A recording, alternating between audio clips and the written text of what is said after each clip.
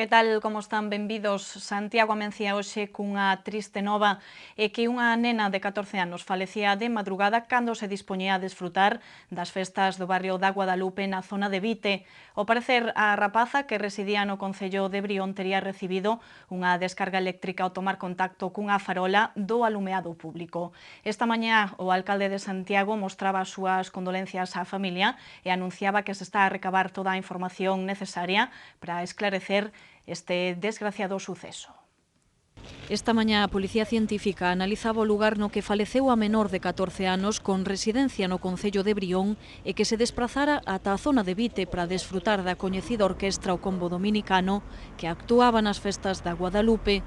Os servizos de emerxencias recibían a chamada de socorro sobre a 1 da mañá cando a pequena se tería achegado cara ás inmediacións do Parque Infantil Pablo Iglesias, onde supostamente o contacto cunha farola lle producía unha descarga eléctrica. O persoal médico nada puido facer pola súa vida despois de practicarlle manobras de reanimación durante 1 hora. Ata o lugar desprazouse de madrugada o concelleiro de Seguridade Cidadá Alejandro Sánchez Brunete e o alcalde Agustín Hernández, que esta mañá se mostraba moi afectado pola traxedia. En primeiro lugar, trasladar oficialmente, formalmente, as nosas condolencias a todos os familiares. Onte non puden facelo persoalmente, posto que os pais estaban na situación de shock, estaban metidos no coche. O concelleiro despois pudo darlle o pésame en persoa o tío, creo que é da nena. Agora mesmo estaba con el no tanatorio, pois para non somente trasladarlle tamén esas condolencias por parte do Concello, sino tamén para ofrecerlle todos as posibilidades de axuda e de colaboración. Xa está aberta unha investigación para tratar de esclarecer o ocorrido.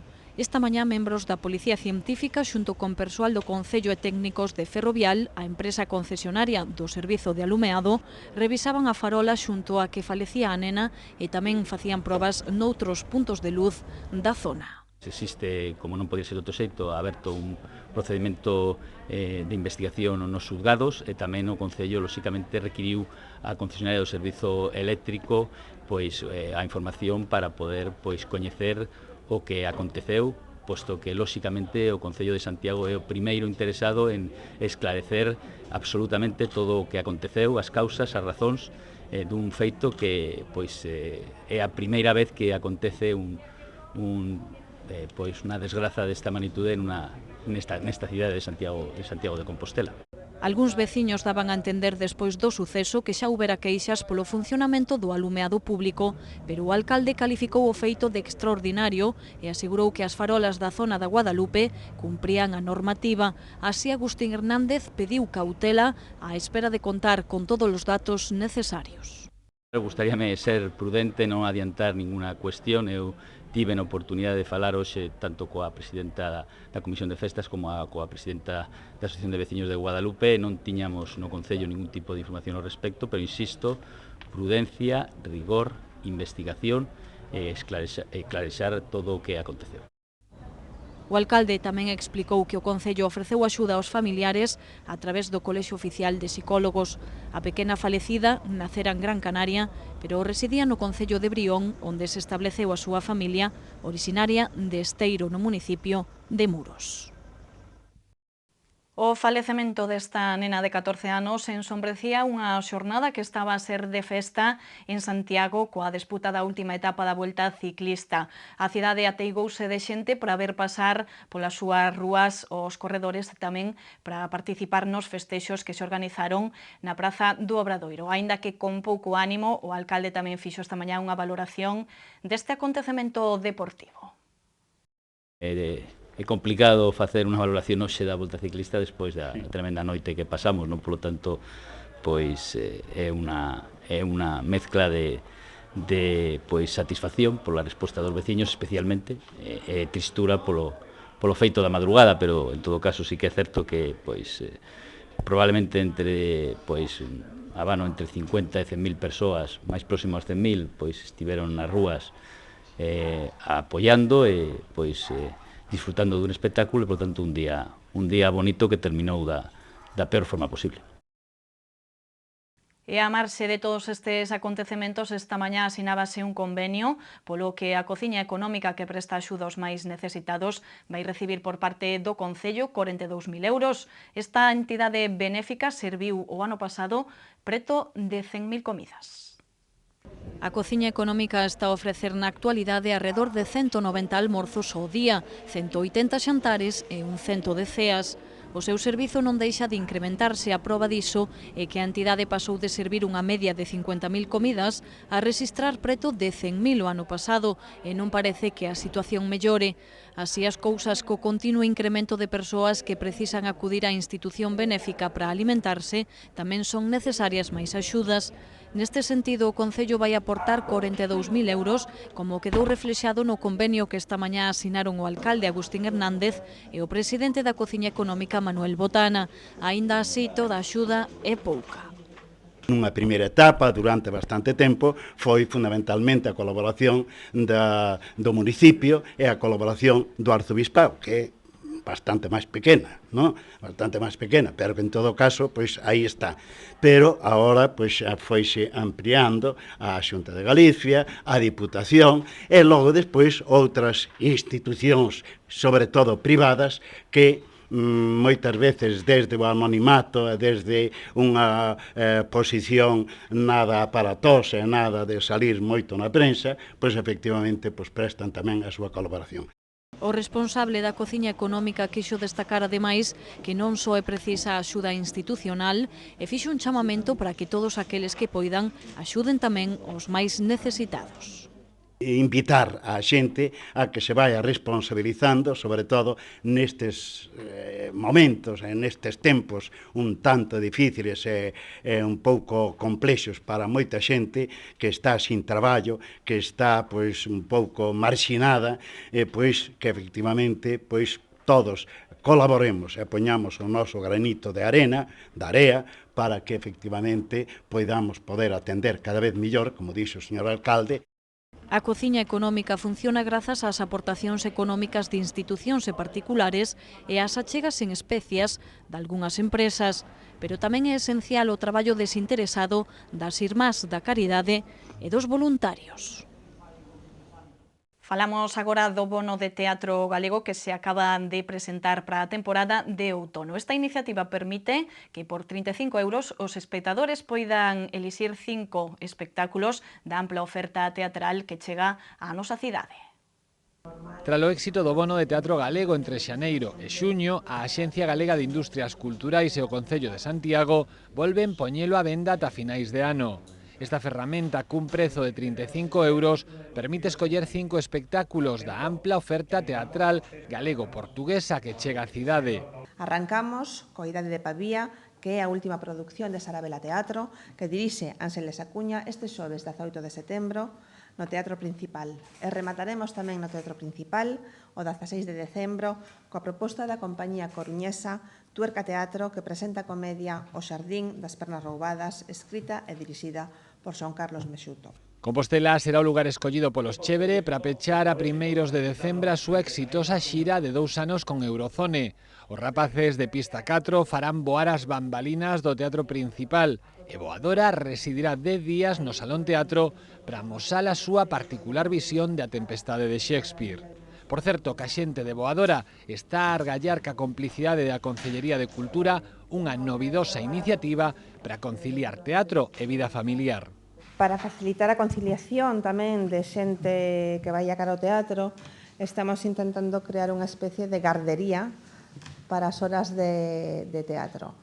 É unha iniciativa da propia Boadora, que falou neste caso comigo a semana pasada, para ver se somos quen entre eles, nos e algunha entidade máis, poñer un espazo a disposición dos pais que teñen fillos, que queren ir ao teatro, pero que teñen fillos pequenos e que, bueno, pois necesitan deixarlos con alguén que os coide durante ese espazo que dura a representación teatral. E coido que vamos a conseguir. O que pasa que tampouco os podo adiantar porque estamos justamente pechando todas as cuestións. En decembro a Zona C encherase de Pam Pam, unha comedia musical que parodia as películas de vaqueiros. Esta peza foi galardoada co primeiro premio Xuventude Crea e o espazo de San Domingos de Bonaval e o axeitado para albergala ao longo de 5 funcións.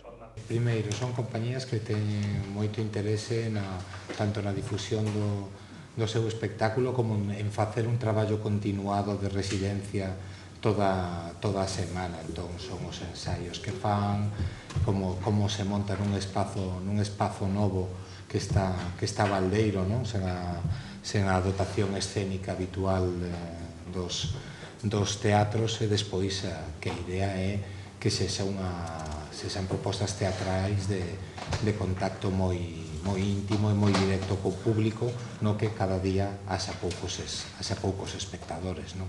O bono de teatro galego pódese mercar dende hoxe na billeteira do Teatro Principal. Se lles quedou algunha función pendente da anterior edición do bono, non se preocupen, aínda poden canxeala. Esta fin de semana rematou o evento deportivo social que sempre por estas datas organiza o Grupo Correo Gallego. O Club de Golf Valderrois acolleu a final do Open de Galicia de Golf que vai pola súa 13ª edición. Esta fin de semana rematou unha nova edición do Open de Galicia de Golf que, como ven sendo habitual, foi todo un éxito de organización e participación con preto de 2.000 xogadores. O Club de Golf Valderrois, onde tivo os seus comezos este torneo hai anos, foi unha vez máis a sede da final do campeonato que percorreu distintos campos de Galicia. O Open incorporou nesta ocasión unha gran novidade que tivo moi boa resposta e que foi moi ben valorada polos amantes do golf. Trátase dun trofeo especial para os máis pequenos, patrocinado polo grupo de empresas Faro.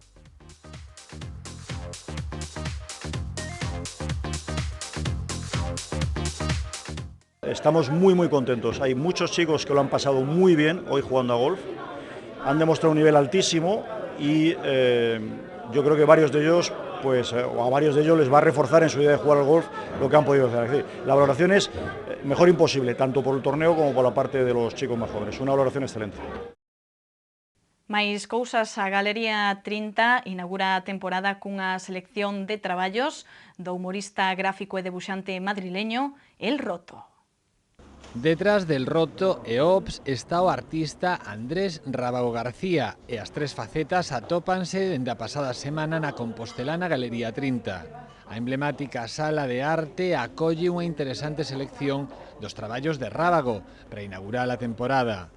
No acto de presentación das obras estiveron o conselleiro de Cultura, Jesús Vázquez, o secretario xeral, Anxo Lorenzo, o arquitecto Pablo Tomé e a propietaria da sala, Asunta Rodríguez. A inauguración da mostra del Roto tamén serviu para presentar a Chus Villar, que dende primeiros de mes fíxose cargo da dirección da galería. Por certo, que a Galería 30 xa está quencendo motores para celebrar no 2015 o seu 30 aniversario.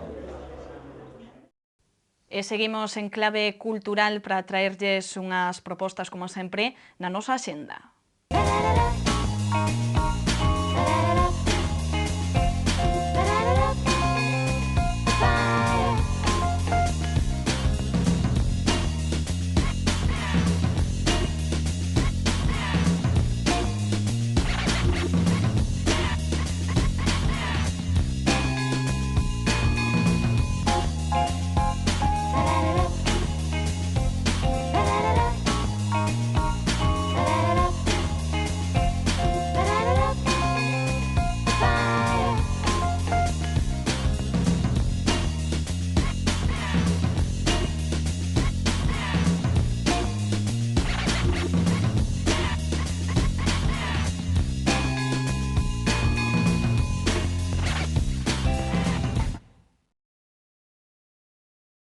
Momento xa para saber o que nos vai deparar o tempo nos próximos días, unha información de Meteo Galicia.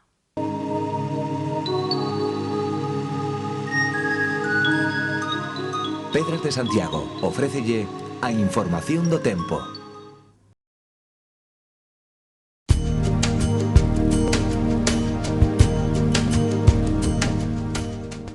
O martes, Galicia seguirá baixo influencia da borrasca situada no Atlántico. Así, os ceos presentarán nubes de tipo medio-alto con chubascos ocasionais.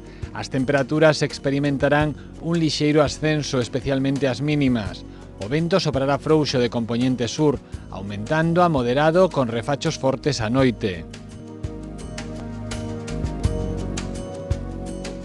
O mércores as baixas presións situadas no Atlántico achegaránse a Galicia aportando aire frío nas capas altas da atmósfera.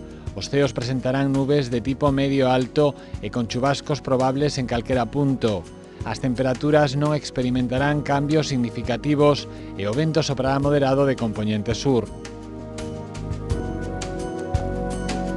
Para o xoves agárdanse ceos parcialmente cubertos, alternando momentos de sol con chubascos ocasionais.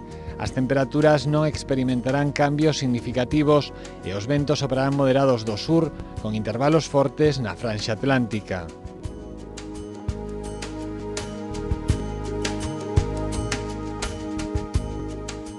Mañá en Santiago os ceos presentarán nubes e claros durante toda a xornada, pero non se prevén chuvias. As temperaturas oscilarán entre os 17 graus de mínima e os 24 de máxima, e os ventos soprarán do sueste. Para o mércores agárdanse de novo chubascos, aínda que serán débiles. As temperaturas baixarán lixeiramente, mentres que os ventos soprarán do sur con carácter moderado. O xoves en Santiago continuarán os ceos anubrados con chubascos débiles. As temperaturas seguirán baixando e os ventos soprarán do sur con carácter moderado.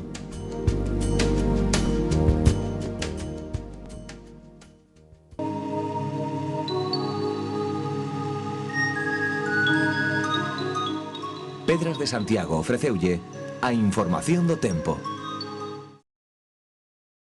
Ata aquí o noso informativo por hoxe. A continuación quedamos como cada luns con un novo capítulo do microdocumental dedicado a San Francisco de Asís. E de seguido voltamos no Preguntoiro para conversar con Iago Otero, organizador dun curioso festival do Galicia, Woodstock. Graciñas por atendernos e voltamos agora.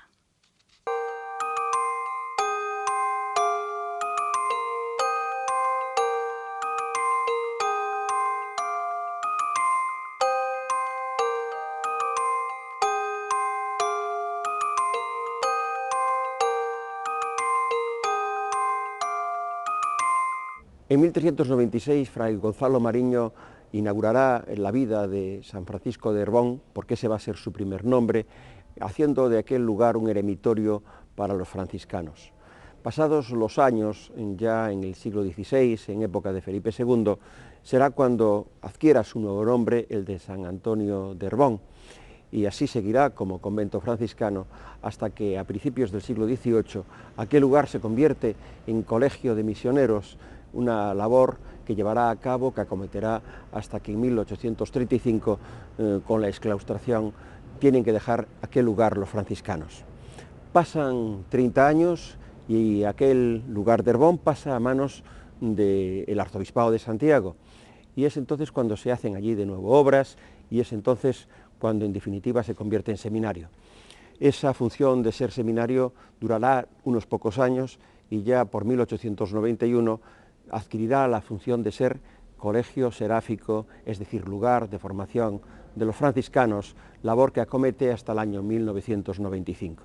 Es entonces cuando la vida franciscana deja de tener lugar de una manera continua en el convento de Herbón, es entonces cuando únicamente se hace en aquel lugar pues las funciones propias de las misas y demás de los franciscanos, llevadas en ese momento a partir del convento de Santiago.